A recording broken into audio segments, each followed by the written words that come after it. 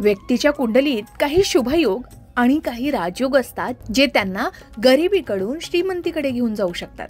होय, तुमच्या कुंडलीतही आहे का हे महाभाग्य योग, ज्यामुळे तुम्हाला यश, अमाप धन, अनपेक्षित लाभ, भाग्योदय आणि भरभराट मिळू शकते.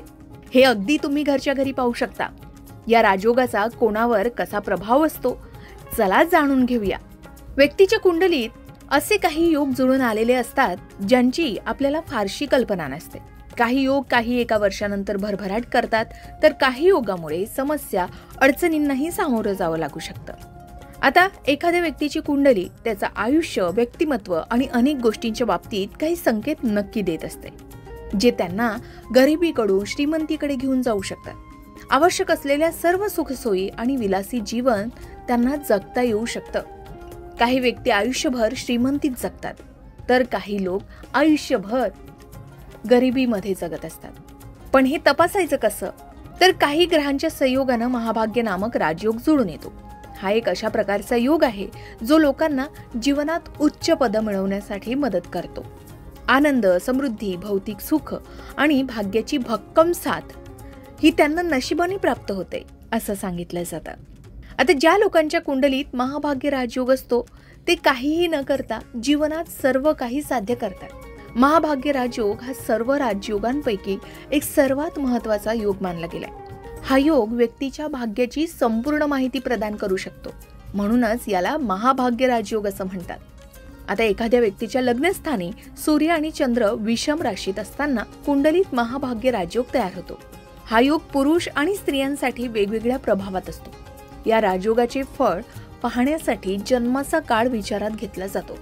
पुरुषांच्या कुंडलीत लग्नस्थानी सूर्य किंवा चंद्र विषम राशीत असतील तर महाभाग्य राजयोग तयार होतो. विषम राशी म्हणजे मेष, मिथुन, सिंह, तुळ, धनु आणि कुंभ. आता महिलांच्या कुंडलीत लग्नस्थानी सूर्य आणि चंद्र समराशीत असतील, जसं की वृषभ, कर्क, कन्या, वृश्चिक, मकर आणि मीन, तर महाभाग्य राजयोग तयार होतो. महाभाग्य राजयोग ज्या व्यक्तीच्या कुंडलीत असतो, त्यांना सर्व प्रकारचे आनंद अनुभवायला मिळू शकतात.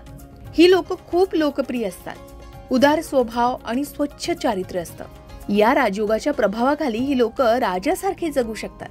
अशी लोक वर्तनात कुशल असतात, ज्यामुळे त्यांना नेहमीच प्रसिद्धी मिळते. आता ज्या महिलांच्या कुंडलीत हा योग असतो, त्या खूप श्रीमंत होऊ शकतात. जर एखाद्या महिलेच्या कुंडलीत महाभाग्य राजयोग असेल, तर अशा महिला खूप भाग्यवानही मानल्या जातात. या राजयोगाच्या महिलांना आयुष्यभर सर्वच सुख मिळतात, असंही सांगितले जातं. आता अशा व्यक्ती खूप श्रीमंत, शक्तिशाली आणि प्रभावशालीही असतात. त्यांचे शत्रूही त्यांच्यावर मात करू शकत नाही. अशा व्यक्ती राजकारणात उच्च पदावरही पोहोचतात आणि समाजात लोकप्रिय असतात. त्यांना खूप आदर मिळतो. शिवाय या व्यक्तींकडे दूरदृष्टी ही चांगली असते. आता कुंडलीत महाभाग्य योग असेल तर अशा लोकांना समाजात आणि कुटुंबात आदर, मान सन्मान आणि प्रतिष्ठा मिळते. भौतिक सुख सोयी मिळतात. उच्च विचार करण्याची क्षमता असते. जीवनात भरपूर संपत्ती मिळते. शिवाय ज्या महिलांच्या कुंडलीत हा राजयोग असतो, त्या भाग्यवान, सद्गुणी आणि सुसंस्कृत सुद्धा असतात. त्या खूप भाग्यवान असतात. त्या त्यांच्या पती आणि सासू सासऱ्यांसाठी सुद्धा भाग्यवान असतात, असंही मानले जातात. शिवाय आता धनप्राप्तीसाठी कुंडलीत काही योग आहेत, ते सुद्धा तुम्ही तपासू शकता. ज्योतिषशास्त्रानुसार कुंडलीतील काही विशिष्ट घरांमध्ये ग्रहांची स्थिती आणि त्यांच्यातील संबंध धनप्राप्तीसाठी शुभ मानले जातात. कुंडलीतील दुसरे घर म्हणजे धनस्थान, 5वे घर विद्या आणि पूर्वपुण्य, 9वे घर हे भाग्यस्थान आणि 11वे घर हे लाभस्थान.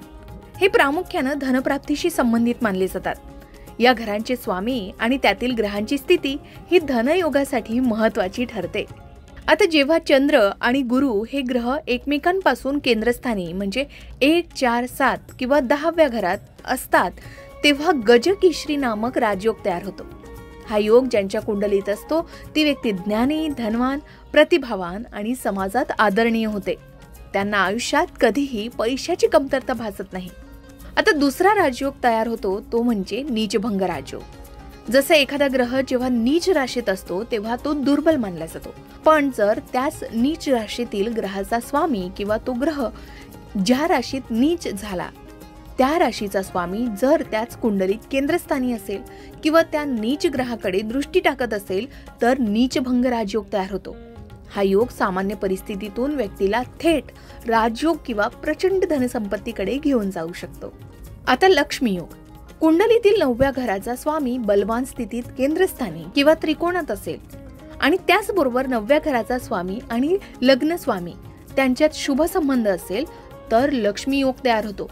या योगामुळे व्यक्तीला देवी लक्ष्मीचे आशीर्वाद मिळतात, ज्यामुळे त्यांना अपार धन, संपत्ती आणि ऐश्वर्य लाभतं.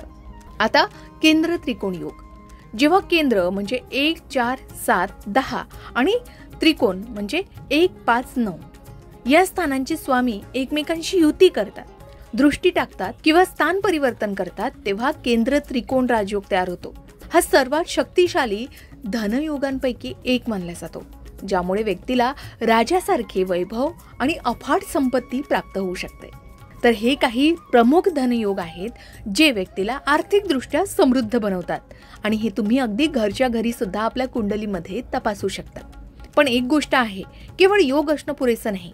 त्या योगाचे फळ मिळण्यासाठी ग्रहांची दिशा, अंतर्दशा आणि ग्रहांचं बलवान असणंही महत्त्वाचं असतं. याशिवाय आपले कर्म, कठोर परिश्रम आणि प्रयत्न हे देखील तेवढेच महत्त्वाचे आहे. ज्योतिषशास्त्र हे केवळ एक मार्गदर्शन आहे. अंतिम निर्णय हे आपले परिश्रम आणि नशीबच ठरवते. जर तुम्हाला तुमच्या कुंडलीतील धनयोगाबद्दल आणखी सविस्तर माहिती जाणून घ्यायची असेल तर तुम्ही एखाद्या अनुभवी आणि विश्वसनीय ज्योतिष तज्ञांचा सल्ला घेऊ शकता. ते तुमच्या कुंडलीचे अचूक विश्लेषण करून तुम्हाला योग्य मार्गदर्शन नक्कीच करतील. आणि जर तुम्ही घरच्या घरी तुमच्या कुंडलीत हे योग तपासणार असाल तर तुमच्या कुंडलीत कोणता राजयोग किंवा धनयोग तयार होतोय कमेंट करून नक्की सांगा. अशाच प्रकारच्या माहितीपूर्ण व्हिडिओसाठी लोकमत भक्ती चॅनलला नक्की सबस्क्राईब करा आणि बेल आयकॉनला क्लिक करा, म्हणजे आमच्या नवनवीन व्हिडिओचं नोटिफिकेशन तुम्हाला मिळत राहील. तसेच योग्य आध्यात्मिक मार्गदर्शनासाठी लोकमत भक्तीच्या फेसबुक पेज आणि इन्स्टा पेजला लाईक आणि फॉलो करायला विसरू नका.